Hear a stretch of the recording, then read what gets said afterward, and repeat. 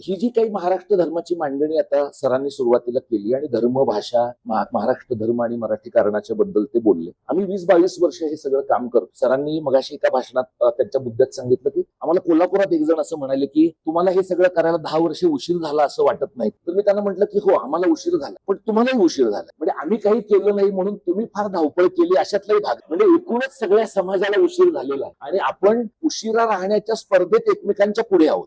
हाच आता हे जे घडतंय आत्ताच्याला ना, म्हणजे महाराष्ट्रामध्ये आपल्या समाजाला जाग कधी येते, कशी येते का नाही, याच्याबद्दल आपण वारंवार 19व्या शतकातले 20व्या शतकाच्या सुरुवातीचे असे दाखले देत राहतो. म्हणजे सातत्यानं लोक असं म्हणतात की रानड्यांच्या मृत्यूनंतर टिळक असं म्हणाले की थंड गोळा पडलेल्या महाराष्ट्राला त्यांनी जाग आणली. पण मग नंतर टिळकांचाही मृत्यू झाला. मग पुन्हा महाराष्ट्राचं काय झालं? मग कुठल्या तरी टप्प्याला महाराष्ट्र स्वतंत्र संयुक्त महाराष्ट्रही व्हायचा होता. त्या टप्प्याला काय झालं? म्हणजे आपण देशाच्या इतर समाजांच्या बद्दल किती अधिकारवाणीनं बोलू शकू मला माहिती नाही, पण महाराष्ट्राचं जे टेम्परामेंट आहे, महाराष्ट्राचा जो पिंड आहे, आपण कितीही इतिहासाचे गोडवे गावले, आपण कितीही वॉरियर कम्युनिटी आहोत, मार्शल कम्युनिटी आहोत असं म्हणून स्वतःची पाठ आपण थोपटून घेतली, तरी सुद्धा एक प्रकारचं बुद्धिमांद्य आपल्या समाजामध्ये उपजत आहे. आणि ते या प्रकारचं आहे की आपल्याला लढण्यासाठी सुद्धा काही एक एक्सटर्नल पुश लागतं. म्हणजे मराठी भाषेवरचं प्रेम करण्यासाठी, व्यक्त करण्यासाठी सुद्धा कुणीतरी हिंदीची सक्ती करावी लागते. म्हणजे हिंदीची सक्ती झाली नसती तर गेल्या दीड वर्षामध्ये मराठी भाषेच्या बाजूचं जे वातावरण निर्माण झालं ते झालं नसतं. आम्ही लोक 20-22 वर्ष हे सगळं काम करतो आणि मागेही कदाचित तुमच्यातले काही लोक आधी आले असतील तर त्यांना माहिती असेल, 1-2 वर्षापूर्वी आम्हाला असं वाटत होतं की मराठी अभ्यास केंद्राचा हा प्रयोग आपण बंद केला. याचं कारण समाजात पोचतच नाही. म्हणजे ही समाजाची चूक आहे का नाही असं काही ब्लेम गेम मला करायचं नाही, पण आम्हाला असं वाटलं की ज्या प्रमाणात पोचलं पाहिजे त्या प्रमाणात जर पोचत नसेल तर कदाचित आपण थांबलेलं उत्तम आहे. आपल्यापेक्षा बरी समज असलेले लोक कदाचित हे अधिक चांगलं करत. पण मग त्यानंतर सरकारनं तिसऱ्या भाषेच्या सक्तीचा निर्णय घेतला आणि आंदोलनाला एक वेगळ्या प्रकारची गती आली. आता ही गती आल्यानंतर गेल्या वर्षभरामध्ये जवळपास 6 जिल्ह्यांमध्ये मी आणि माझे सहकारी फिरलो. आपल्याकडे जेव्हा आम्ही कामाला सुरुवात केली तेव्हा लोक काय म्हणायचे, विशेषतः आपला जो अभिजन वर्ग आहे, लेखक कलावंतांचा वर्ग आहे, त्यांच्यातल्या अनेकांचं म्हणणं असं होतं की मराठी भाषेचा प्रश्न हा फक्त मुंबईचा प्रश्न. मराठीचं जे काही बरं वाईट होत आहे, म्हणजे स्थलांतरामुळे होत असेल, परप्रांतीयांच्यामुळे होत असेल, हे फक्त मुंबई शहरात होत आहे आणि हा प्रश्न राज्यव्यापी नाहीच आहे. एक जी महत्वाची गोष्ट गेल्या 1.5 वर्षामध्ये आम्हाला कळली आहे ती म्हणजे मुंबईतले लोक जात्यात आहेत, बाकीचे लोक सुपात. म्हणजे हे कोल्हापुरात आम्ही पाहिलं, सांगलीत पाहिलं, कोकणामध्ये पाहिलं. म्हणजे कोल्हापुरात आम्ही 10-12 दिवस फिरलो तेव्हा आम्हाला लोकांनी सांगितलं की मशीनच्या धारा काढायला तिथं परप्रांती आहे. म्हणजे आज तिथं मशीनच्या धारा काढायला परप्रांती आहे, उद्या ते गोकुळच्या निवडणुकीला उभे राहत आणि आणखी काही वर्षांनी कोल्हापूरच्या जिल्हा परिषदेचे सभापती किंवा सदस्य होत. आता ते महाराष्ट्राच्या इथल्या जीवनामध्ये ऑर्गॅनिकली मिसळतील का त्यांचा स्वतःचा एक वेगळा घेतो तयार होईल, हे कसं होणार आहे याचा मला अंदाज नाही. पण हे का घडत आहे याचं कारण आपला जो अभिजनांचा वर्ग आहे, राजकीय वर्ग आहे, प्रशासकीय वर्ग आहे, या सगळ्यांच्या विकासाच्या ज्या कल्पना आहेत, त्यांच्या मनातली विकासाची जी प्रतिमान आहेत, त्या सगळ्या विकासाच्या प्रतिमानांमध्ये या विकासाचे पहिले लाभार्थी मराठी भाषा बोलणारे, या संस्कृतीचे वाहक असलेले लोक असावे, अशा प्रकारची जी एक मूळ भावना असायला पाहिजे ती आपल्या एकूण विकासाच्या मॉडेलमध्ये नाही. आता ही तुम्ही पाहिलं, तमिळनाडूमध्ये पाहिलं, तुम्ही केरळमध्ये पाहिलं, काही प्रमाणात बंगालमध्ये पाहिलं, तर या प्रकारची भाषिक जाणीव, भाषिक अस्मिता तुलनेनं तीव्र आहे असं आपल्याला जाणवतं. त्याचा जो महाराष्ट्र आहे ज्याच्याबद्दल मगाशी परब सर बोलले, त्या महाराष्ट्रामध्ये आम्ही जेव्हा लोकांशी बोलतो आणि महाराष्ट्र हाच धर्म आहे असं लोकांना सांगतो, त्यावेळेला आमच्या समोर एक जो प्रश्न निर्माण सातत्यानं केला जातो लोकांकडनं तो असा आहे की आपण मराठी हिंदू आहोत ना, मग जर आपण मराठी हिंदू आहोत तर मराठी असण्यामध्ये आणि हिंदू असण्यामध्ये द्वैतच नाहीये, ते एकच आहे. म्हणजे आम्हाला पहिले जे कष्ट करावे लागतायत ते लोकांना मराठी हिंदू या ओळखीमध्ये काय घोळ आहे हे समजावून सांगण्यामध्ये, आणि म्हणून ज्या वेळेला मराठी कोण आहे याची ओळख, याची माहिती आम्ही लोकांच्या पर्यंत पोहोचवतो, त्यावेळेला आमचं असं म्हणणं आहे की महाराष्ट्रातला सर्व जाती धर्माचा मराठी भाषा बोलणारा माणूस मराठी आहे. म्हणजे हमीद दलवाईंच्या सारखा मुसलमानांनी मराठीमधनं शिकलं पाहिजे महाराष्ट्रात असा आग्रह धरणारा मुसलमान मराठी आहे. वसईच्या चर्चमध्ये मराठीतनं प्रार्थना करणारा ख्रिश्चन मराठी आहे. बाबासाहेबांचा वारसा सांगणारा, आणि त्यामुळे आपण इंग्रजीतच व्यवहार केला पाहिजे कारण ब्राह्मणांनी आपल्याला अगोदर संस्कृत पासून दूर ठेवलं, आता ते इंग्रजी पासून दूर ठेवू पाहतायत, अशा प्रकारची कॉन्स्पिरसी थिअरी ज्यांच्या मनात आहे त्यांना पण हे सांगावं लागतं की बाबासाहेबांनी शिका संघटित व्हा, संघर्ष करा असं म्हटलंय, इंग्रजीतच शिका असं म्हटलेलं नाहीये. तर त्यामुळे तो जो मराठी बौद्ध समाज आहे तो आपला आहे. आता लोढासारखा सगळ्या ठिकाणच्या गोष्टी बळकावायला लागलेला जो बकासुरी जैन आहे तो आपला नाही, पण गावखेड्यातला जो जैन आहे तो आपला आहे. त्यामुळे या सर्व समाजातल्या घटकांना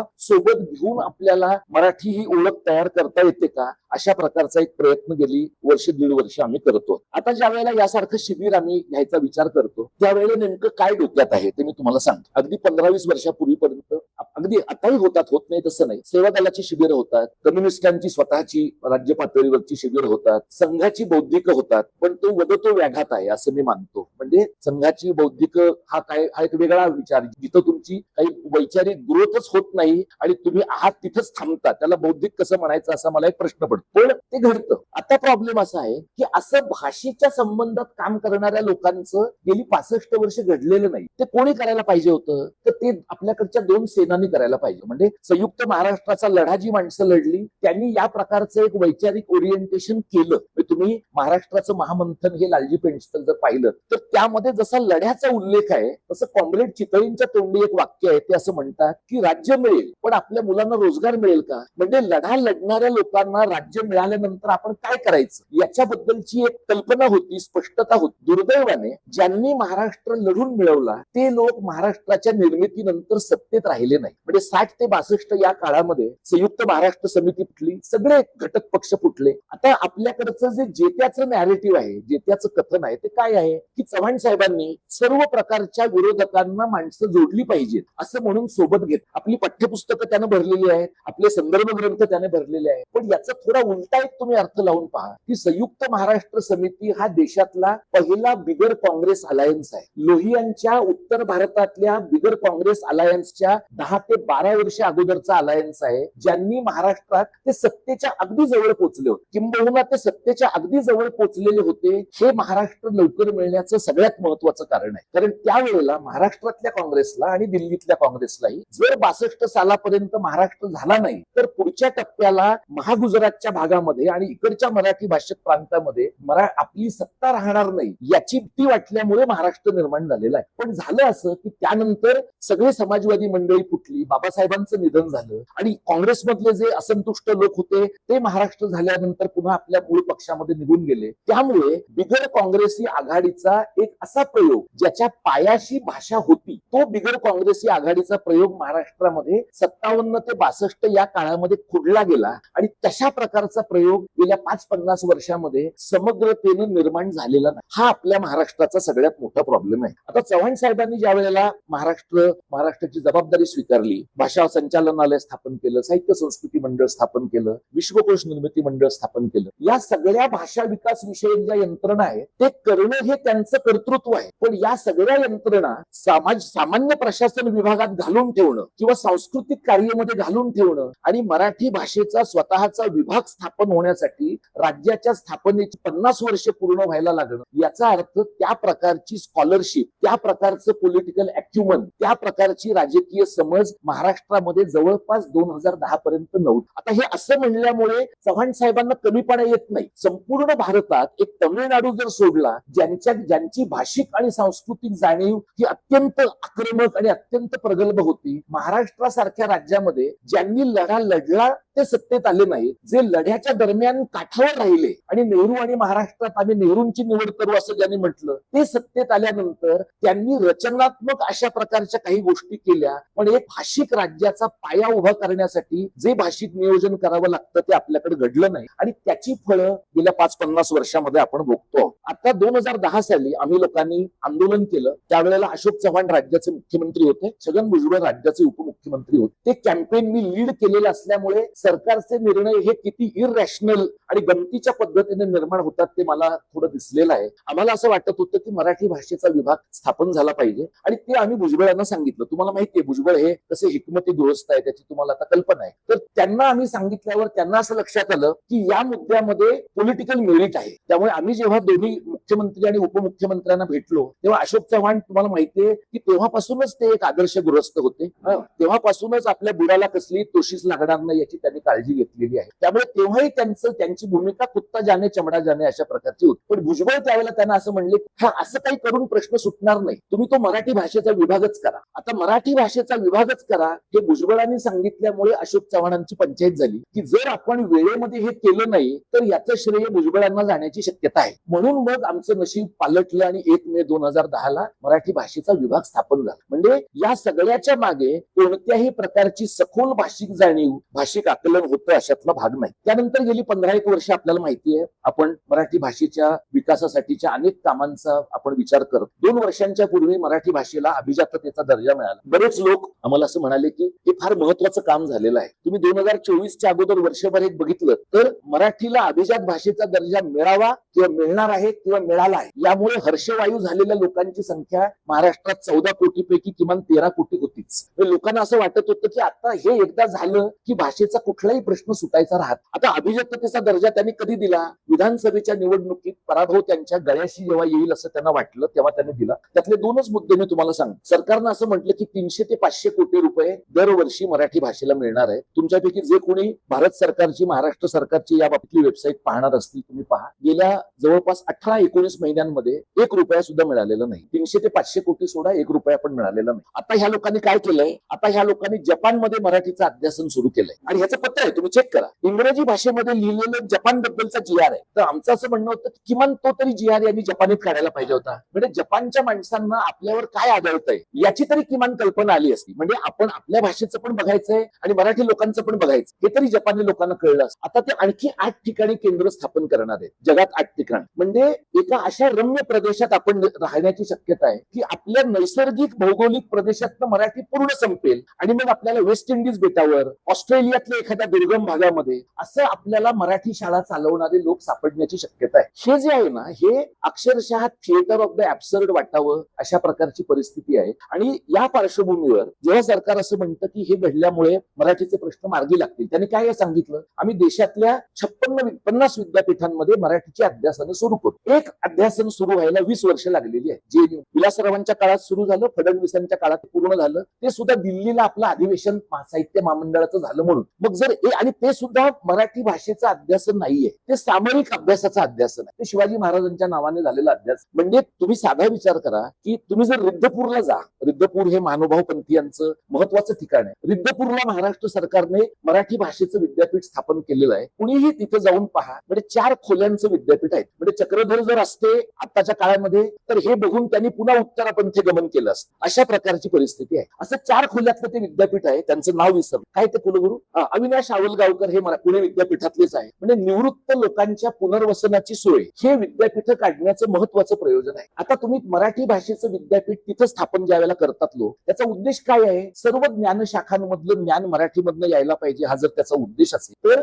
उपलब्ध विद्यापीठांमध्येच मोठ्या प्रमाणामध्ये ज्ञानाची निर्मिती मराठीतून व्हायला पाहिजे. रिद्धपूरच्या विद्यापीठामध्ये अमरावतीची मुलंच जाणं कठीण आहे, तर उर्वरित महाराष्ट्रातली मुलं विज्ञान, तंत्रज्ञान आणि इतर सगळ्या गोष्टी शिकण्यासाठी का जातील? पण हे का केलं गेलं आहे? हे यासाठी केलं गेलं आहे की महानुभाव पंथीयांना एका पातळीवर असं खुश करणं की आम्ही तुमच्यासाठी नोशनली काहीतरी गोष्ट केलेली आहे. म्हणजे आपल्याकडे भाषेच्या संबंधामध्ये जो काही विचार गेल्या काही वर्षांमध्ये होतो आहे तो या प्रकारचा प्रतिकात्मक नोशनल अशा स्वरूपाचा विचार आहे. आता या पातळीवर, या पार्श्वभूमीवर आम्ही लोक कामं करतो. तर तुम्ही असं विचार कराल, तुम्हाला असं वाटेल की या स्वरूपाचं जे काही काम आहे या कामाच्या मागे माणसं उभी राहतात का उभं राहावं माणसांनी? तर माणसं कुठल्या कामाच्या मागे उभी राहतात? ज्याला एक व्हिजिबल अशा प्रकारचा फायदा ज्याच्यामध्ये आहे, वैयक्तिक पातळीवर ज्याच्यात माणसाचा उत्कर्ष त्याला दिसतो, अशा गोष्टीच्या मागे लोक उभे राहतात. किंवा सामूहिक पातळीवर काहीतरी घडवून आणल्याचं समाधान लोकांना मिळतं त्याच्यामध्ये. म्हणजे मगाशी सरांनी धर्म आणि भाषेच्या अंगाने मांडणी केली. बाबरी मशीद पाडायला जी शेकडो मंडळी अगदी महाराष्ट्रातनं पण गेली, त्या सगळ्या मंडळींच्या लेखी तो त्यांच्या आयुष्यातला मोक्षाचा क्षण होता.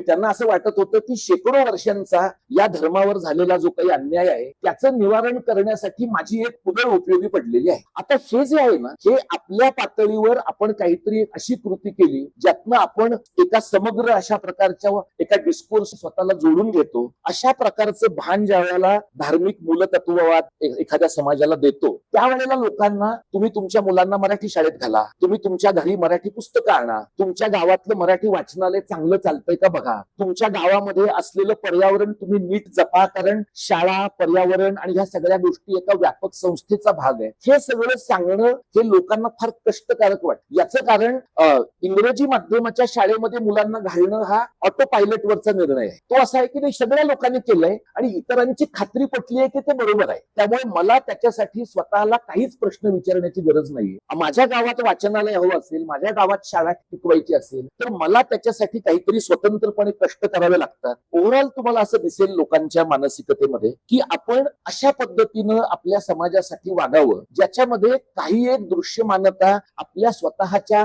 अस्तित्वाला, स्वतःच्या कामाला असेल तर ते जास्त उत्तम आहे. हे जेव्हा काम आम्ही घेऊन महाराष्ट्रात वेगवेगळ्या ठिकाणी गेलो त्यावेळेला आम्हाला 2-3 गोष्टी जाणवल्या. एक म्हणजे महाराष्ट्राच्या ग्रामीण भागामध्ये जो स्थलांतराचा प्रश्न आतापर्यंत फार किरकोळ आहे असं वाटत होतं, तो स्थलांतराचा प्रश्न अत्यंत गंभीर आहे. म्हणजे डॉक्टर परत सिंधुदुर्गात येतात. सिंधुदुर्गात अनेक ठिकाणी नारळीच्या बागांमध्ये नेपाळी लोक कामं करतात. आता काही ठिकाणी नेपाळी मंडळींनी त्या मराठी मुलींशी लग्न केली आहेत, ते बागांचे मालक आहेत आणि मराठी लोक बागांमध्ये काम करतात. असं तुम्हाला पंढरपुरात दिसेल, तुम्हाला पालघरमध्ये दिसेल, तुम्हाला महाराष्ट्राच्या अनेक भागांमध्ये दिसेल. आता यातला भांडवली व्यवस्थेचा युक्तिवाद काय आहे आणि जो युक्तिवाद बरेचदा मराठी मध्यम वर्ग सुद्धा फारसा विचार न करता विकत घेताना दिसतो, तो काय आहे? आपले लोक काम कुठं करतात, आपले लोक उपलब्ध कुठे असतात, आपले लोक जर समजा काम करत नसतील आणि परप्रांतामधनं येणारे लोकच काम करत असतील तर परप्रांतातले लोक त्यांच्या राज्यात का काम करत नाहीये? त्यांच्या राज्यामध्ये काम ते करत नाहीयेत कारण त्यांच्या राज्यामध्ये तशा प्रकारच्या रोजगाराची व्यवस्थाच नाही. म्हणजे इथे जर ते 12 तास, 16 तास, 18 तास काम करत असतील आपल्या पंतप्रधानांप्रमाणे, जर एवढं ते काम करत असतील तर ते काम का करतायत? याचं कारण याच्यापैकी इतका सुद्धा पगार त्यांना त्यांच्या मूळच्या राज्यामध्ये मिळण्याची शक्यता नाहीये आणि त्यांनी केलेला त्याग, त्यांनी कमी घेतलेले पैसे आणि त्यांच्या एकूण कामगार जीवनाचं झालेलं अमानुषीकरण याचे सगळ्यात मोठे लाभार्थी कोण आहेत? तर भांडवली व्यवस्थेचे लोक आहेत. मग त्यांचं असं भांडवली व्यवस्थेला किमान संघर्ष करणारा, किमान पगार घेणारा आणि कमाल काम करणारा कामगार अत्यंत उपयुक्त वाटतो. मराठी जो कामगार आहे तो समजा मागच्या पिढीमध्ये त्याने कुठे दुधाच्या पिशव्या टाकल्या असतील, पेपर टाकला असेल आणि मधल्या काळात शिकून थोडी प्रगती झाली असेल तर त्या माणसाच्या घरातली पुढची पिढी पुन्हा दुधाच्याच पिशव्या टाकेल किंवा पुन्हा पेपरच टाकेल हे संभवत नाही. म्हणजे तुम्हाला त्या समाजासाठी वेगळ्या प्रकारच्या जॉब मार्केटचा पण विचार करावा लागतो आणि ज्या वेळेला महाराष्ट्रातल्या लोकांच्या जॉब मार्केटचा, महाराष्ट्रातल्या लोकांच्या रोजगाराच्या गरजेचा आपण विचार करतो त्यावेळेला या बाबतीत नीट विचार न केल्यामुळे अनेकदा असं होतं की मराठी लोकच जाणता अजाणता असं म्हणत राहतात की इथं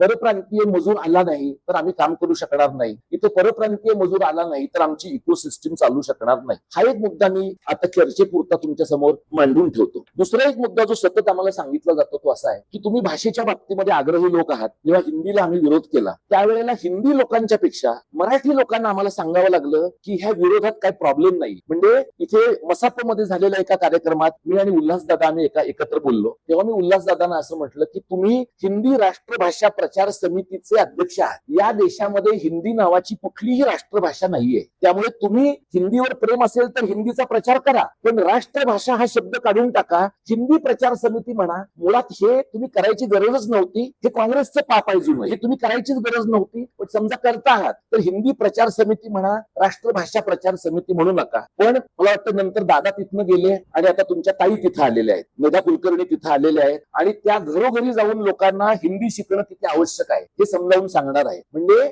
आमच्यासारख्या कार्यकर्त्यांची स्थिती आगीतनं फुकाटत गेल्यासारखी झालेली आहे. म्हणजे दादांना किमान काही सांगता तरी येत होतं, म्हणजे त्यांनी मान्य नाही केलं, त्यांच्या वारकरी पद्धतीप्रमाणे सगळ्याला ते हो हो म्हणले तरी सुद्धा दादा किमान ऐकत तरी होते. यांना ऐकण्याचं इंद्रियच नसल्यामुळे यांची पूर्णच बोंब आहे. तर आता आपला जो सगळा आणि ह्या एक टेम्पलेट आहे. राज्याचे मुख्यमंत्री असं म्हणले की लोकांना देशातल्या बाकीच्या जगातल्या सगळ्या भाषा शिकायला आवडत, हिंदी शिकायला काय प्रॉब्लेम आहे? तर हिंदी शिकण्याबद्दल कोणालाच प्रॉब्लेम नाही. लोक रस्त्यावर जाताना हिंदी बोलतायत, लोक बाजारात अनेक ठिकाणी बोलतायत. लोकांचा हिंदीच्या सक्तीला विरोध आहे हे मराठी लोकांना समजावून सांगण्यात जेवढे श्रम पडले त्याच्या 1% सुद्धा श्रम तिकडे स्टालिनला तामिळनाडूतल्या लोकांना सांगायला पडलेले नाही, विजयनला केरळच्या लोकांना सांगायला पडलेले नाही, तिथे ममता बॅनर्जींना बंगाली मंडळींना समजावायला लागलेलं नाही. याचं कारण भाषिक समाज म्हणून आपण आपल्या भाषेचा आग्रह धरणं हे कोतेपणाचं नाहीये, संकुचितपणाचं नाहीये, प्रतिगामित्वाचं नाहीये, राष्ट्रविघातक नाहीये,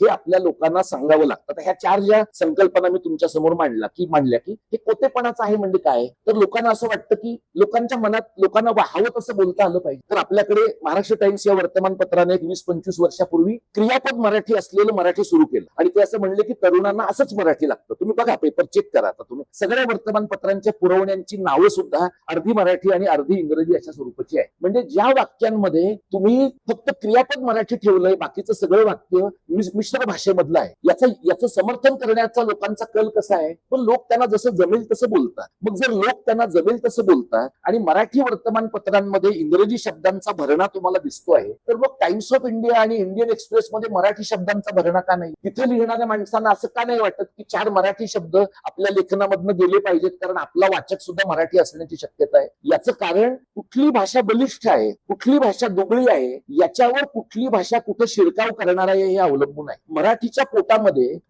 पोटामध्ये इतर भाषा शिरकाव करतात, याचं कारण मराठीचा अवकाश इतर भाषांनी व्यापला तरी चालण्यासारखा आहे, अशा प्रकारची एक भावना आहे. आणि त्यामुळे बरेचदा तुम्ही असं पाहाल की तुम्ही एखादं सलग वाक्य, एखादा सलग परिच्छेद लोक नीट मराठीमध्ये बोलले ना, तर लोकांना त्याचं वेगळ्या प्रकारचं आश्चर्य वाटतं की कसं काय बरं जमतं तुम्हाला? अरे कसं काय बरं जमतं म्हणजे असंच बोलायला पाहिजे, पण कसं काय बरं जमतं हा प्रश्न नाहीये. मग त्यातला कोतेपणाशी जोडून आलेला एक वेगळा पदर काय आहे हे बोलत असताना लोक काय म्हणतात की तुम्ही ते सगळं प्रमाण भाषेचा आग्रह धरणारे लोक आहात. मग आमच्या बोलींचं काय? आपल्याकडे विशेषतः मराठीच्या प्राध्यापकांमध्ये एक वर्ग असा आहे की जो मराठीच्या बोलींचा मोठा पाठीराखा आहे. तर त्यातलं जे पाठीराखेपण आहे ना, ते भाषेच्या प्रेमापेक्षा अधिक आपल्या सेमिनार मधल्या पेपरांच्या प्रेमाचं कारण त्याचं जास्त आहे. की तुम्ही त्या सेमिनार्स मध्ये कुठे अहिराणीबद्दल वाचणार आहात, कुठे आणखी कुठल्या भाषेबद्दल वाचणार आहात. एक आपण लक्षात घेऊया की मराठी भाषा आत्ताच्या पातळीवर जी काही आपण स्वीकारली आहे, आपल्या समोर आहे, ती भाषा अधिक समावेशक करण्याची जबाबदारी सगळ्यांची आहे. ती महामंडळाची नाही, ती सरकारची नाही, ती पेपरवाल्यांची नाही, ती चळवळ चालवणाऱ्यांची नाही, ती व्यापक समाजाची आहे. आणि दुसरी गोष्ट म्हणजे अहिराणी संपेल आणि मराठी राहील असं संभवत नाही. पण असंही संभवत नाही की मराठी पूर्ण नष्ट होऊन जाईल आणि लोक अहिराणी मात्र बोलत राहतील किंवा वऱ्हाडी मात्र बोलत राहतील. भाषेचं आणि बोलीचं एकमेकांशी जे अभिन्न नातं आहे, त्याच्यामध्ये आपण शुद्धतेच्या वादाच्या पलीकडे जाऊन जर आपण प्रमाण आणि अप्रमाण याच डिस्कोर्सवर बोलत राहिलो, तर आज ज्या पद्धतीनं लोकांना भाषेबद्दलचा विचार करणं हे कोतेपणाचं वाटतं, ते कदाचित वाटणार नाही. दुसरं लोकांचं काय म्हणणं आहे की भाषेचा आग्रह धरणारे लोक हे राष्ट्रविरोधी आहेत, भाषेचा आग्रह धरणारे लोक हे देशाच्या एकात्मतेला धोका पोहोचवणारे आहेत. आता अशा प्रकारचा आरोप महाराष्ट्रात केला गेला आहे, काही प्रमाणात अशा प्रकारचा आरोप कर्नाटक रक्षण वेदिकेवर केला गेला आहे, अशा प्रकारचा आरोप काही वेळेला द्रमुकवर केला गेला आहे आणि ममता बॅनर्जींच्या तृणमूलवर केला गेलेला आहे. म्हणजे उत्तर भारतामध्ये अशा प्रकारचा आरोप का केला गेला नाहीये? कारण अशा प्रकारचा भाषिक संघर्ष सुरू कुठे होतो? जिथं स्थलांतर प्रचंड प्रमाणात होतं, जिथं बाहेरनं येणारे लोक तुमच्या भाषेला डॉमिनेट करण्याची शक्यता निर्माण होते, तुमची लोकसंख्या तोकडी पडेल अशा प्रकारची शक्यता निर्माण होते, तिथं काही वेळेला असुरक्षिततेत आणि काही वेळेला आक्रमकतेतनं अशा प्रकारची मांडणी करताना लोक दिसतात. आता भाषेच्या मुद्द्यावर काम करणं हे राष्ट्रविरोधी आहे का? तर आपण हा एक विचार करून बघूया की भारत हे बहुराष्ट्रीय युनिट आहे की नाही. भारत हे स्वातंत्र्य मिळाल्यानंतर एक असलेलं पण तत्वतः मल्टिपल नॅशनॅलिटीज असलेलं बहुराष्ट्रीय युनिट असलेला अशा प्रकारचा देश आहे आणि आपण आपली विविधता जपण्याचा काही प्रमाणात प्रयत्न केल्यामुळेच आपण फुटलो नाही आहोत. ज्यांनी ह्या विविधतेला बाधा आणण्याचा प्रयत्न केला, अशा पाकिस्तानमध्ये 2 भाषांच्या वादावरून तुकडे झाले. श्रीलंकेमध्ये सिंहली आणि तमिळ मंडळींच्या संघर्षामध्ये तो देश जवळपास फुटता राहिला आणि तिथं प्रभाकरन सारखं एलटीटीईचं मोठं दहशतवादी साम्राज्य निर्माण झालं. USSR सारख्या ठिकाणी तुम्ही बघा की अत्यंत मोठी पोलादी पकड असलेला तो देश 1990 सालाच्या नंतर अक्षरशः पटपट वितळून गेला आणि कॉमनवेल्थ ऑफ इंडिपेंडेंट स्टेट्सची निर्मिती झाली. आजच्या घडीच्या अमेरिका या देशामध्ये आजही अनेक राज्यांमध्ये आम्हाला युनायटेड स्टेट्स ऑफ अमेरिकेमधल्या युनायटेड स्टेट्स बरोबर राहायचं नाहीये अशा प्रकारची मांडणी करणारी राज्य आणि त्यांचे प्रतिनिधी आहे. आज आपल्या देशामध्ये आपल्याला जर सर्व भाषिक समाजाला सोबत ठेवायचं असेल तर एक कुठली तरी भाषा प्रबळ आहे, ती भाषा इतरांना चेपेल आणि बाकीचे लोक त्या भाषेचं वर्चस्व किंवा आक्रमण किंवा दबाव सहन करतील अशा प्रकारची स्थिती नाहीये. आता त्याला जोडून काय प्रश्न येतो, मग इंग्रजीचं आपल्याला दडपण जाणवतं की नाही, इंग्रजीचा आपल्याला त्रास त्रास होतो की नाही, इंग्रजीचा पण त्रास होतो. म्हणजे 91 सालानंतरच्या जागतिकीकरणानंतर म्हणजे कल्चरल ग्लोबलायझेशनच्या प्रोसेसमध्ये, सांस्कृतिक जागतिकीकरणाच्या प्रक्रियेमध्ये आपल्याला असं दिसेल की इंग्रजी ही सांस्कृतिक जागतिकीकरणाच्या वहनाची भाषा आहे. आणि ते खूप मागे राहुल गांधींच्या बद्दल एक असा एक किस्सा प्रसिद्ध झाला होता की ते कुठल्या तरी खेडेगावामध्ये उत्तर भारतातल्या गेले आणि तिथल्या एका बाईंना त्यांनी विचारलं की तुमचं मूल कोणत्या शाळेमध्ये जात आहे. त्या बाईंनी सांगितलं की इंग्रजी माध्यमात जात आहे. तर राहुल गांधींनी असं म्हटलं की पण का, म्हणजे हिंदी ही इथली भाषा आहे, तुम्ही का नाही तुमच्या मुलांना हिंदी माध्यमाच्या शाळेत घातलेलं. आता ह्याच्यात राहुल गांधींनी हा प्रश्न विचारण्यात प्रॉब्लेम आहे. कारण राहुल गांधींचं स्वतःच हिंदी नंतर सुधारलेलं आहे. पण राहुल गांधींनी असा प्रश्न विचारल्यानंतर त्या बाईंनी असं म्हटलं की चॉकलेटच्या रॅपरवर सुद्धा हिंदीतनं काही लिहून येत नाही, मग आम्ही आमच्या मुलांना हिंदी माध्यमात का घालावं. हे जे आहे ना, हा प्रसंग फक्त राहुल गांधींच्या पुरता नाहीये, हे तुम्हाला अक्रॉस द बोर्ड भारतात सगळीकडे असं दिसेल की लोकांचं म्हणणं असं आहे की इंग्रजीमुळे आमचं नुकसान होईल की नाही, हे आम्हाला आवडणारं नुकसान आहे. हिंदीमुळे जे आमचं नुकसान होतं ते आम्हाला न आवडणारं नुकसान. हा जो पेच आहे तो आपण समजून का घेतला पाहिजे.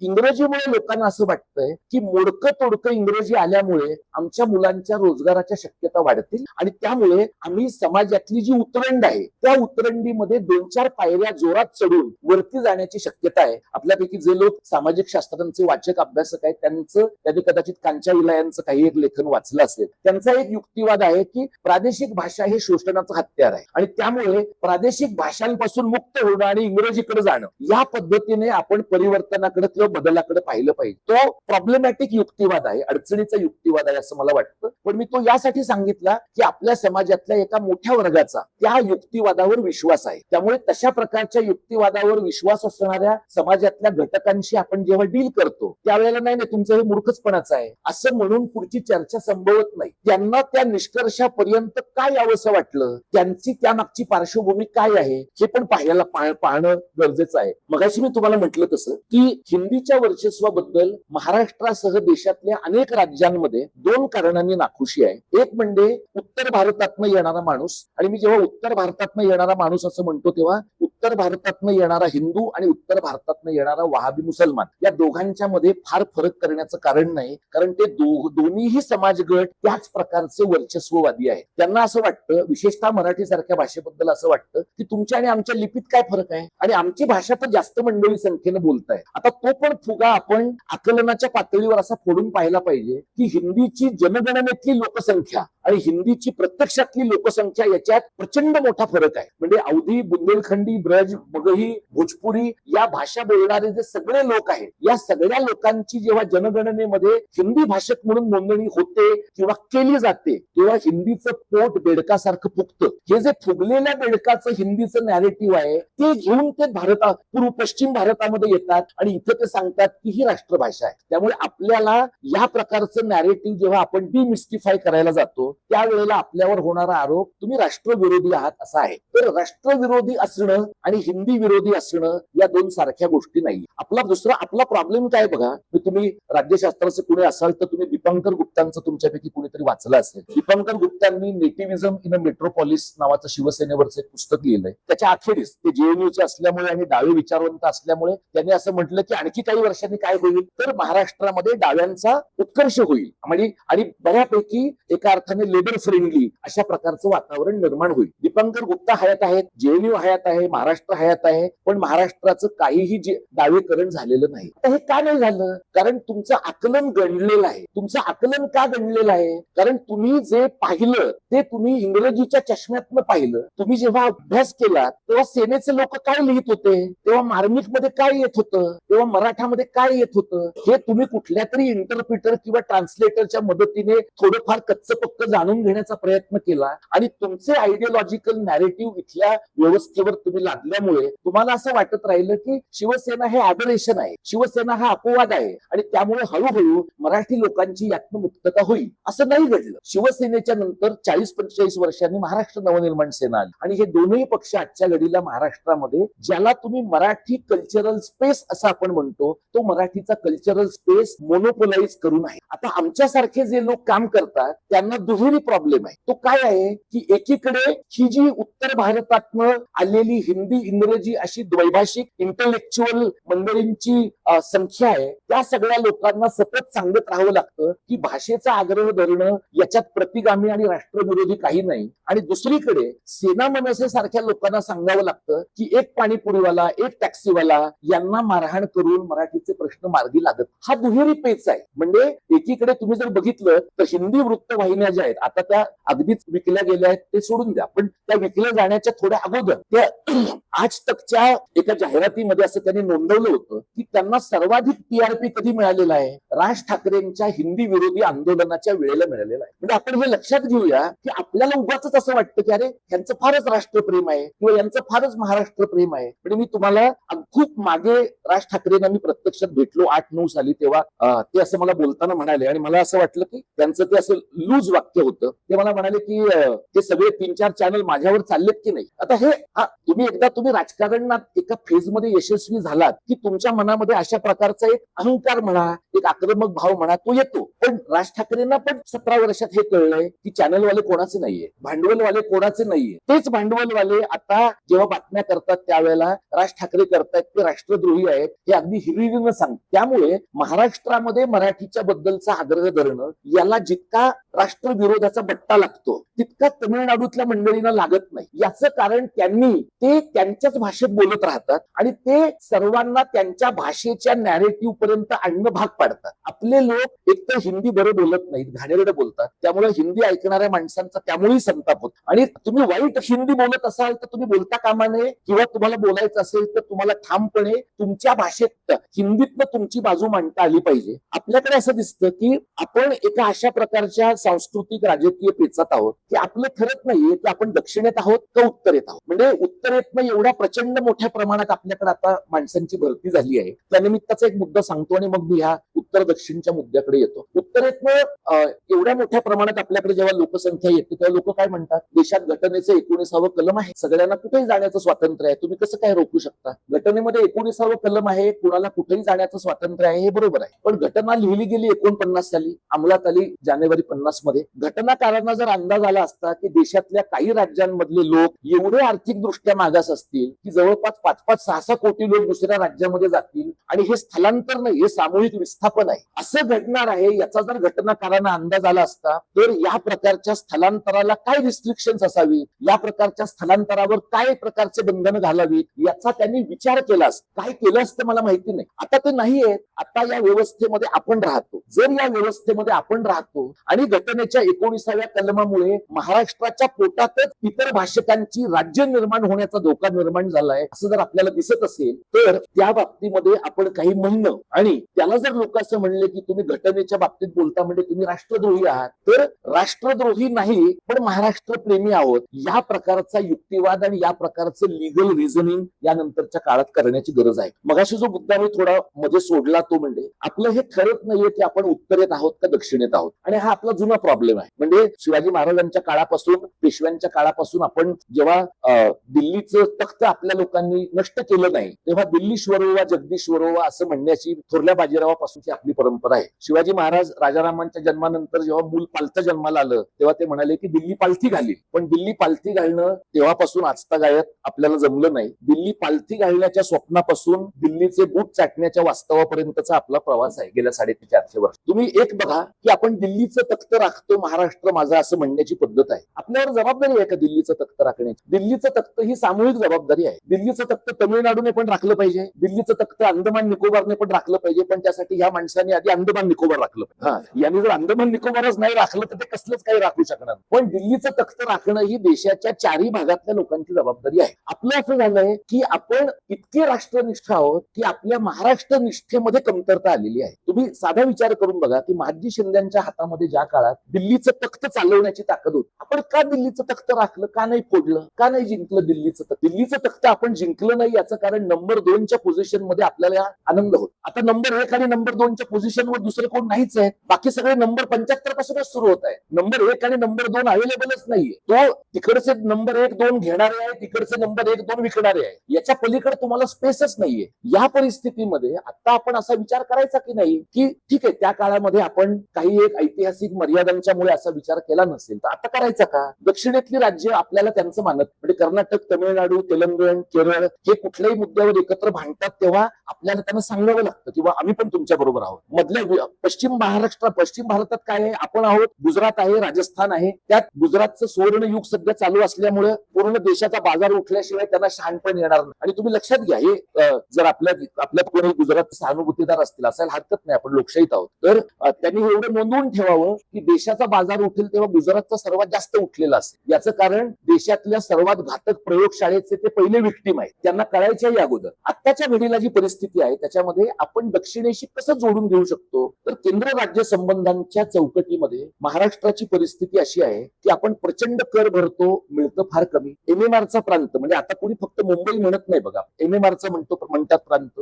इथे PMRचा प्रांत म्हणतात लोक. MMRचा जो प्रांत आहे त्याची जवळपास 4.25 कोटी लोकसंख्या आहे आणि आत्ताचे जे आपले सत्ताधीश आहेत त्यांना तिथं 3री मुंबई, 4थी मुंबई, वाढवण बंदर, मुरबे बंदर, म्हणजे शक्यतो 1 इंचही जागा माणसाला चालायला मोकळी सुटू नये याची पुरेशी सोय त्यांनी त्यांच्या सो कॉल्ड इन्फ्रास्ट्रक्चरल मॉडेलमध्ये केली आहे. आता हे सगळं जेव्हा उभं राहणार आहे तेव्हा त्या उभं राहण्याच्या प्रक्रियेत आत्ताच्या घडीला जे लोक महाराष्ट्रात राहत आहेत, MMR मध्ये राहत आहेत, त्यात प्रचंड मोठी संख्या उत्तर भारतीयांची आहे. या भागात 1.5 कोटीच्या आसपास लोकसंख्या त्यांची आहे. उद्या जर MMRचं राज्य झालं, केंद्रशासित प्रदेश झाला, तर या राज्यामध्ये मराठी ही या राज्याची 3री भाषा होण्याची शक्यता आहे. हे मी तुम्हाला अतिशयोक्त सांगत नाही. ही परिस्थिती आत्ताच तशी परिस्थिती आहे. आत्ताच त्या परिसरामध्ये मराठी बोल. आता लोक आपल्याकडे एक जे बहुभाषिकतेचा आग्रह धरणारे लोक आहेत, त्या सगळ्यांचं असं म्हणणं असतं नेहमी की माणसांना अनेक भाषा येतात, माणसाने अनेक भाषा शिकल्या पाहिजे. पण माणसांनी अनेक भाषा शिकण्यासाठी मातृभाषा त्यागली पाहिजे असं नाहीये. मातृभाषेसह अनेक भाषा शिकणं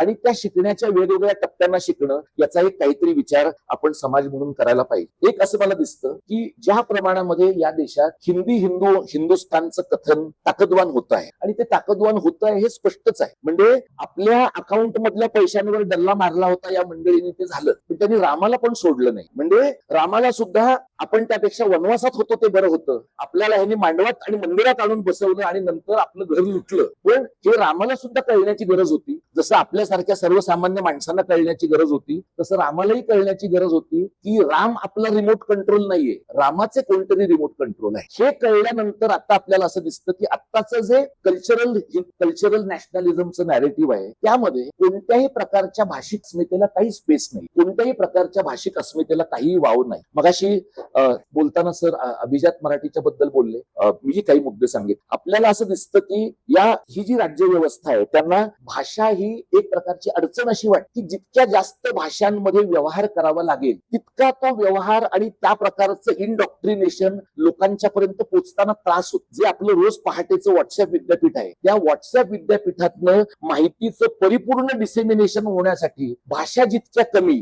तितकं तुम्हाला माणसांपर्यंत पर्क्युलेट होण्याची शक्यता अधिक वाढते. हे तुम्हाला अनेकदा जाणवेल आणि त्याच्यामुळे या सर्व पातळ्यांवर आपल्या भाषेचा आग्रह धरताना 2-3 गोष्टी आपण लक्षात ठेवायला पाहिजे. एक म्हणजे मगाशी परब सर म्हणले तसं नुसता भाषेचा किंवा नुसता समाजाचा आग्रह शक्य नाहीये. म्हणजे आपल्याकडे असे अनेक लोक आहेत बघा, पुण्यातही आहेत. पुण्यात इथे मोठ्या प्रमाणात ढोल पथक आहेत आणि त्या ढोल पथकांवर लोक ढोल वाजवतात, नऊवारी साड्या नेसतात स्त्रिया आणि बुलेटवरनं फिरतात आणि लोकांना असं वाटतं की ही मराठी संस्कृती आहे. तर ही मराठी संस्कृती आहे की नाही? आहे. पण तुमच्या घरामध्ये माणसं मराठीतनं शिकत नसतील, तुमच्या घरातनं मराठीतला व्यवहार होत नसेल, मराठी भाषेच्या वैज्ञानिक तंत्रज्ञानाच्या आणि ज्ञानाच्या व्यवहारात तुम्ही सहभागी नसाल, तर हे जे आहे ना हे फक्त मुखवटे आहे. मग हे तुमचं डोमेस्टिक पातळीवर घडतंय. आंतरराष्ट्रीय पातळीवर काय घडतं? तुम्ही राहताय अमेरिकेत आणि सिद्धिविनायकाची ऑनलाईन पूजा करताय, तर सिद्धिविनायकाची ऑनलाईन पूजा करून तुमचं मराठी पण शाबूत नाही राहत, तर सिद्धिविनायकाच्या ऑलरेडी ढेरपोट्या असलेल्या त्या सगळ्या मंडळींचं आणखी भलं होत. याच्यापेक्षा दुसरं काही होत. हे सगळ्यांचं घडतं आहे.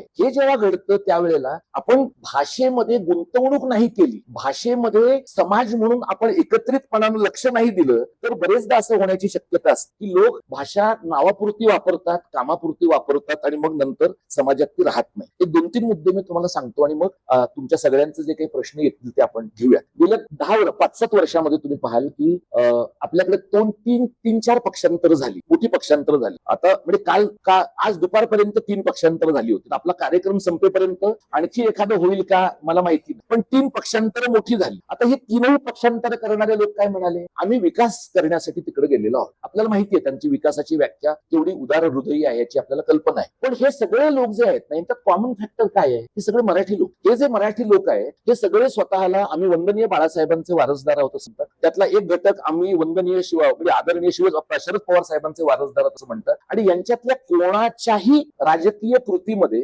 बाळासाहेबांच्या राजकीय कृतीतला 1% मराठी विचार तुम्हाला दिसत नाही. पवार साहेबांच्या राजकीय कृतीतला 1% मराठीच्या संबंधातला विचार तुम्हाला दिसत. म्हणजे मराठी माणसांचं राजकारण सुद्धा पूर्णतः मराठी मुक्त असू शकतं याचा हा गेल्या काही वर्षातला निर्विवाद पुरावा. हे कसं घडतं, तुम्ही आडनावाने मराठी आहात, तुम्ही मराठीमधनं निवडणुकांच्या जाहिराती करता, मराठीमधनं मतं मागता, याचा अर्थ तुम्ही मराठीतनं मराठी भाषेच्या अंगाने जाणारं, मराठी संस्कृतीच्या अंगाने जाणारं काम करताय असं खात्रीपूर्वक सांगता येत नाही. तुम्ही साधं उदाहरण बघा की आता गेल्या 5-10 महिन्यामध्ये किंवा 1-2 वर्षामध्ये वारकरी पंथातली जी मंडळी अत्यंत आग्रहानं विठोबा रुक्माईच्या बद्दलचा उल्लेख करताना समतेच्या अंगाने जाणाऱ्या दिंड्यांच्या बद्दल बोलत राहील. आता तुम्हाला तुम्ही वारकरी पंथातला एखादा प्रवचनकार तुम्ही जर पाहिला तर तो तुम्हाला प्रवचनकार कमी आणि गँगस्टर जास्त वाटतो. त्याची तुम्ही बॉडी लँग्वेज पहा, त्याची तुम्ही देहबोली पहा. म्हणजे तो कुठेतरी मोठ्या बाटल्या भरून एखाद्याच्या डोक्यात शाई ओततो, कुठेतरी त्याचं बोलणं ह्याला कापा त्याला मारा अशा प्रकारचं असतं. हे जे कल्चरल माफिओसी आहेत, हे कल्चरल माफिओसी सुद्धा स्वतःला मराठीच म्हणते. त्यांची पण अभिव्यक्तीची भाषा मराठीच आहे. त्यामुळे आपण ज्या वेळेला मराठीचा आग्रह धरतो, मराठी भाषा मराठी संस्कृती टिकली पाहिजे असं म्हणतो, त्यावेळेला या सांस्कृतिक परिप्रेक्ष्यामध्ये असलेली विकृती आपली नाहीये, ती आपण डिसोन करतो. याही प्रकारची एक मांडणी आपण करण्याची गरज आहे. बरेच लोक आम्हाला सांगतात भाषेचं चळवळीचं काम करताना की तुम्ही भाषेचं काम करा, तुम्ही राजकारण करू नका. म्हणजे मला बरेचदा लोक असं विचारतात की तू हिंदुस्थानच्या RSSच्या कथनाला विरोध करतोस, पण तुला असं वाटत नाही का की भाजप आणि संघामध्ये सुद्धा मराठीवर प्रेम करणारे लोक असतील? मला मान्य आहे ना, मला असे अनेक लोक माहित आहेत भाजप आणि संघामध्ये ज्यांची मुलं मराठी माध्यमामध्ये गेलेली आहेत, ज्यांनी आग्रहाने आपल्या मुलांना मराठी माध्यमाच्या शाळेत घातलंय, चांगलं वाचन करणारे आहेत आणि तशा प्रकारच्या संस्था उभ्या करणारे आहेत. मी या सगळ्यामध्ये असा फरक करतो की 2014 पूर्वीचे संघ भाजपमधले लोक आणि 2014च्या नंतरचे संघ भाजपमधले लोक यांच्यामध्ये फरक करताना आपण त्यांना विचारलं पाहिजे की तुमची आत्ताच्या घडीची प्रमुख ओळख कुठली आहे? तुमची आत्ताच्या घडीची प्रमुख ओळख जर प्रखर हिंदुत्ववादाचीच असेल तर आमच्या महाराष्ट्र धर्माचं काम तुमच्या ओळखीशी मेळ खात. जर तुमची या क्षणाची ओळख दुभंगलेली असेल, म्हणजे तुम्हाला मराठी शाळा बंद पडतायत याचं वाईट वाटत असेल, पण उर्दू शाळा बंद पडतायत याचा आनंद होत असेल, कारण तेवढंच मुसलमानांचं वंचितीकरण झाल्याचा परात्पर आनंद तुम्हाला होत असेल, तर काहीतरी तुमचं बेसिक मध्ये लोच आहे. आणि त्याच्या पलीकडे जाऊन तुम्ही मराठीचा आग्रह धरताना, तुम्ही जर दलितांच्या मराठीकडे पाहताना, बहुजनांच्या मराठीकडे पाहताना हे अनिपाणीवाले आहेत असं म्हणण्याचं औद्धत्य दाखवत नसाल तर तुम्ही आमच्याशी जोडलेले मराठी. म्हणजे हे मी का सांगतोय की मी ही चळवळ लोकांच्या पर्यंत नेत असताना त्याचं जे राजकीय स्टेटमेंट आहे ते बरेचदा मी करतो. त्यामुळे लोकांना असं वाटतं की हे सगळं जे काही उभं तुम्ही करताय हे सगळं तुम्ही एका विशिष्ट राजकीय पक्षाच्या विरोधामधलं उभं केलेलं राजकारण आहे का? आम्ही 2002 पासून काम करतो. आम्ही काँग्रेसवर प्रचंड टीका केलेली आहे, पण काँग्रेसवर प्रचंड टीका केल्यानंतर कधीही काँग्रेसच्या लोकांनी आमच्यावर FIR केलेले नाही. म्हणजे काँग्रेसने आम्हाला इतकं अनुल्लेखाने मारलेलं आहे त्यावेळेला की काँग्रेसचा स्किल सेटच आहे की समोरच्या लोकांना जाणवताच कामा नाही की ते महत्वाचे आहे. हे काँग्रेसच्या स्किलचा भाग आहे, पण हा त्यांच्या चांगुलपणाचाही भाग आहे. आज मात्र असं दिसतं की तुम्ही भाषेच्या बाबतीत काही काम करत असाल, भाषेच्या बाबतीत तुम्ही काही भूमिका घेत असाल तर सोशल मीडियावर तुम्ही ट्रोल होता. ही छोटी गोष्ट आहे, पण तुम्ही शहरी नक्षल आहात, तुम्ही समाज विघातक कामं करताय, अशाही प्रकारची मांडणी अनेकदा केली जाते. अशा परिस्थितीमध्ये भाषेचं काम करायचं आणि राजकारण करायचं नाही हे संभवत नाही. भाषेचं काम हा सांस्कृतिक राजकारणाचाच भाग. म्हणजे आता राज ठाकरे आणि उद्धव ठाकरे हे 2 भाऊ आम्ही जे आंदोलन केलं त्यामुळे एकत्र आले असं मला खूप लोकांनी सांगितलं. म्हणजे माझं कौतुक करणाऱ्या लोकांमध्ये 50% लोक तसे आहेत की तुझ्यामुळे 2 भाऊ एकत्र आले. त्याबद्दलचं माझं उत्तर असं आहे की आम्हाला ते अपेक्षित अनपेक्षितच होतं असं सांगता येत नाही. ते घडलंय, ते आमच्या कंट्रोल बाहेरचं होतं. कदाचित तावळा बसायला आणि फांदी तुटायला गाठ पडली आणि ते एकत्र आले. पण ते दोघं एकत्र आले म्हणजे मराठी भाषेचं भलं होईल का आम्हाला माहित. आणि ते दोघं एकत्र आले म्हणजे मराठी भाषेच्या विकासाचं सगळं काम त्यांच्या अंगावर ठेवून आपण आरामात तंगड्या टाकून बसू शकू का? मला अजिबात असं वाटतं. जर त्यांच्याकडनं दीर्घकालीन अशा प्रकारचं मराठीचं भलं होण्याची शक्यता असती तर मगाशी परब सर म्हणाले तसं माझ्या हिंदू बांधवांनो असं म्हणण्याचा छंद त्यांनी सोडला असता. कारण कुठलाही बिगर मराठी हिंदू तुम्हाला मत देतच नाहीये. उत्तर भारतीय तुमच्याकडे ढुंकून पाहत नाहीये आणि गुजर मारवाड्यांच्या लेखी तुम्ही फक्त कमिशन एजंट आहात, बाकी काही नाही. हे जर तुम्हाला कळलं नाही ना तर एका दगडावर मराठी आणि एका दगडावर हिंदू असं केलं की पडता तुम्ही खाली आणि मग काय होतं ते तुम्हाला माहिती आहे. तर हा जो प्रॉब्लेम आहे हे लक्षात घेता आणि हे सगळं काम करताना मी विद्रोही चळवळीतल्या लोकांच्या बरोबरीने फिरलो. म्हणजे किशोर ढमाले, प्रतिमा परदेशी यांच्या बरोबर गेलो, संपत देसाईंच्या बरोबर गेलो, समाजवाद्यांच्या बरोबर अनेक कार्यक्रमांमध्ये गेलो. आणि इथंच मसापमध्ये झालेल्या कार्यक्रमामध्ये मी कॉम्रेड नवलेंना असं म्हटलं की संयुक्त महाराष्ट्राच्या लढ्यात तुमचा पक्ष होता, तुमचं आणि सेनेचं भांडण आहे म्हणून तुम्ही मराठीचा मुद्दा कशाला सोडून देता? तो ओरिजिनली तुमचा मुद्दा आहे. आता गेल्या वर्षी दीड वर्षामध्ये असं दिसतं, म्हणजे ते काही माझ्या सांगण्यामुळे त्यांनी केलंय असं माझं म्हणणं नाही, पण त्यांचं असं त्यांनी केलंय की डावी मंडळी मराठीच्या मुद्द्याबद्दल आग्रहाने बोलताना दिसतात, आंबेडकरवादी मंडळी बोलताना दिसतात. मी तुम्हाला एक उदाहरण सांगतो, मी त्यातला पाणी देतो. जो सांगणेबल भाग आहे, एक 5 मिनिटं अजून बोलू ना, जो सांगण्याचाच एक भाग आहे तो मी तुम्हाला सांगतो. प्रकाश आंबेडकरांशी मी बोललो आणि मी त्यांना असं म्हटलं की आमच्या एका आंदोलनात तुम्ही सहभागी व्हा. त्यांच्याकडनं दिशा पिंकी शेख एका आंदोलनासाठी आमच्या व्यासपीठावर आले होते. तर मला ते असं म्हणाले फोनवर की तुम्ही त्या सेना आणि मनसेच्या लोकांना कशाला बोलावता? हा, तर मी त्यांना म्हटलं की बाळासाहेब आम्ही सगळ्यांनाच बोलावतो. ते म्हणाले नाही ते स्वतःच्या मुलांना बॉम्बे स्कॉटिश मध्ये घालतात, त्यांना तुम्ही का बोलावता? मग ते मला असं म्हणले की मी स्वतः इंग्लिश मीडियम मध्ये शिकलोय म्हणून मी तुमच्या व्यासपीठावर कधी येत. आता त्यांनी येऊ नये असं आमचं म्हणणंच नाही. आता ज्या कुठल्या तरी टप्प्याला ते इंग्रजी शिकले, ती समजा एक भाषिक चूक आहे असं त्यांना वाटत असेल आणि ती धरून ते आमच्या व्यासपीठावर आले तर आम्हाला काहीच प्रॉब्लेम नाही. पण त्यांचं म्हणणं असं आहे की ज्या व्यासपीठावर ते येणार आहेत त्या व्यासपीठावर आम्हाला सेनेचे लोक नको आहे, असं सेनेच्या लोकांचं म्हणणं नाहीये. सेनेचे लोक समाजवाद्यांच्या पण सोबत बसतायत, काँग्रेसवाल्यांच्या पण सोबत बसतायत. म्हणजे आत्ताच्या घडीला सेनेसारखा लवचिक पक्षच नाहीये. ते ओएसीच्या बरोबर पण बसतील इतकी त्यांची नाजूक आणि लवचिक परिस्थिती आहे. म्हणजे मी हे तुम्हाला का सांगतोय की का नवं सांस्कृतिक राजकारण उभं करायचं? उपलब्ध राजकीय पर्यायांच्या दाड्या कुरवाळत बसायच्या, त्यांना चुचकारायचं आणि मग इथं आपण सोबत राहू, तिथं ते सोबत राहतील, मग आपण एक तथाकथित तिसरा चौथा पाचवा पर्याय उभा करू आणि असं करून पुढची 25 वर्ष संपून जातील आपल्या आयुष्याची.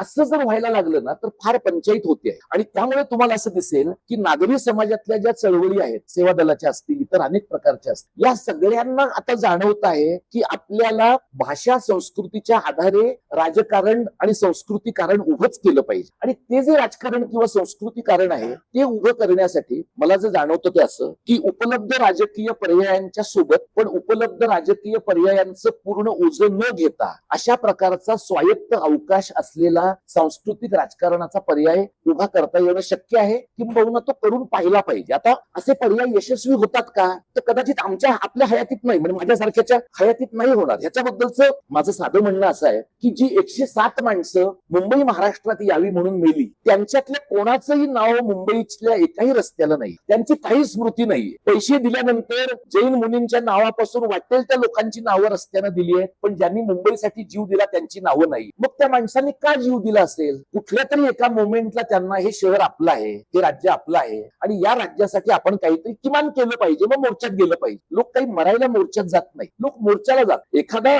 अधम मानसिकतेचा मोरारजी सत्तेत असतो म्हणून माणसं मरत नाही, तर त्याला कमरेखाली गोळ्या घालता आल्या असते, पण तसं होत नाही. मग ज्या माणसांनी आपल्याला महाराष्ट्र कदाचित पाहायला पण मिळणार नाही हे माहीत असताना जीव दिला किंवा त्यांनी स्वतःचे प्राण गमावले, त्यांच्यापेक्षा आपण अधिक भाग्यवान आहोत असं मला वाटतं. कारण आज किमान महाराष्ट्र नावाचा एक भौगोलिक प्रदेश आहे, त्याचा संकोच होतोय का, त्यातलं मराठी पण आकसतंय का, अशा अनेक प्रश्नांचा आपल्याला एकत्रित विचार करता येईल. पण या प्रकारचं सांस्कृतिक राजकारण करावं अशा प्रकारची प्रकारची एक भावना मनात आहे. शेवटचा मुद्दा सांगतो आणि थांबतो. हे सगळं काम वाढवायचं तर 2-4 महिन्यातनं एकदा आपण कार्यक्रम करू, सभा करू, बैठक परिषदा करू, हे असं वाढत नाही. त्याला एक स्थायी जागा लागते. आता मुंबईमध्ये तसं शिवाजी मंदिरमध्ये आम्हाला एक कार्यालय ज्ञानेश महाराजांच्या मुळे मिळालं, तिथे आम्ही काम करतो. माझी इथं आलेल्या मंडळींना विनंती आहे की अशी आम्ही जागा बघतो आहोत की जिथून पुण्यातली माणसं त्यांचं काम करू शकतात. सोनालीताई आहेत, संदीप आहे, त्याच्याबरोबरची सगळी टीम आहे. या लोकांनी हा सगळा कार्यक्रम उभा केलाय आणि हे मांडणं तुमच्या समोर का गरजेचं होतं की आम्हाला असं दिसतंय की